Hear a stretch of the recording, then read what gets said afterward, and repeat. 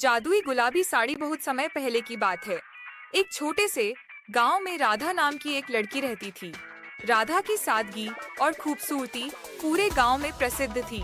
वह हमेशा अपनी माँ के साथ खेतों में काम करती और परिवार की देखभाल करती। उसकी माँ एक शानदार नजरिया और साहस की मिसाल थी। एक दिन उसकी माँ ने उसे अपनी पुरानी गुलाबी साड़ी दी और कहा, यह साड़ी हमारी परिवार की धरोहर है, इसे अच्छे से रखना। राधा ने साड़ी को बहुत ही स्नेह से संभल कर रखा। वही साड़ी उसकी माँ की थी और उससे भी पहले उसकी दादी की। लेकिन राधा को इस बात का बिल्कुल भी अंदाजा नहीं था कि यह साड़ी केवल एक साधारण साड़ी नहीं थी, बल्कि जादुई थी। एक रात जब राधा सो रही थी, उसे एक अजीब सपना आया। उसने देखा कि उसकी साड़ी के चारों ओर एक हल्की रोशनी फैली हुई थी और साड़ी से सुनहरी चमक आ रही थी। अचानक एक परी उसकी साड़ी से प्रकट हुई और बोली, राधा, ये साड़ी जादुई है।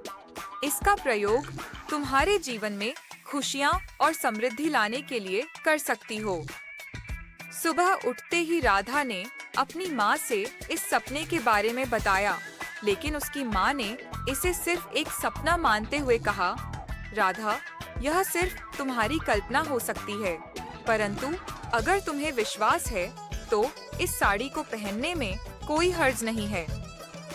राधा ने उस साड़ी को पहन लिया और उसके बाद जो हुआ वह वाकई में आश्चर्यचकित करने वाला था।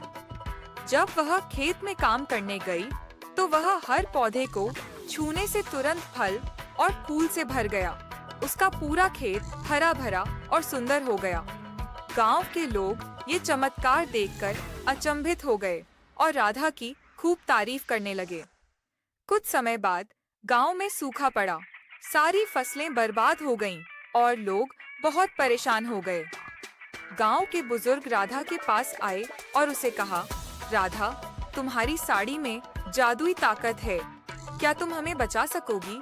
राधा ने सोचा और कहा, मैं कोशिश जरूर करूंगी। राधा ने अपनी साड़ी पहनकर खेतों में जाए, सारी जमीन पर हाथ फेरा। अचानक आकाश में बादल छा गए और बारिश शुरू हो गई। पूरे गांव में खुशी की लहर दौड़ गई। सभी ने राधा को धन्यवाद दिया और उसकी साड़ी की खूब तारीफ की। गांव के राजा को भी इस चमत्कार के बारे में पता चला।